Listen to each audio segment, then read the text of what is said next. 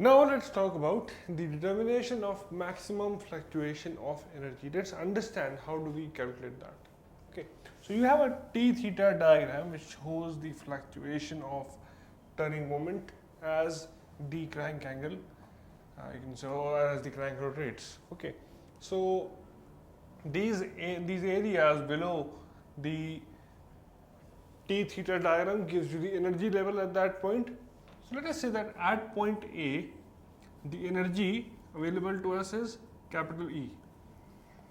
If I move on to point B, the energy at point B would be the energy at A plus this area, which represents some energy. Okay, so plus A1 because this is the positive area. Then you have EC, so you have energy at A plus A1 minus A2. It's a negative area. So E plus A1 minus A2. Then we have ED, so we'll keep on continuing in the same fashion. E plus A1 minus A2 plus A3. Okay. Then EE, this is E plus A1 minus A2 plus A3 minus A4. Then we have EF, so you have E plus A1 minus A2 plus A3 minus A4, and then we have plus A5. Okay, so the last is EG. Now this energy level and this energy level is same, but they are lying on the same line. So you will have E plus A1 minus A2 plus A3 minus A4 plus A5 minus A6, which is equal to E at point A. Okay,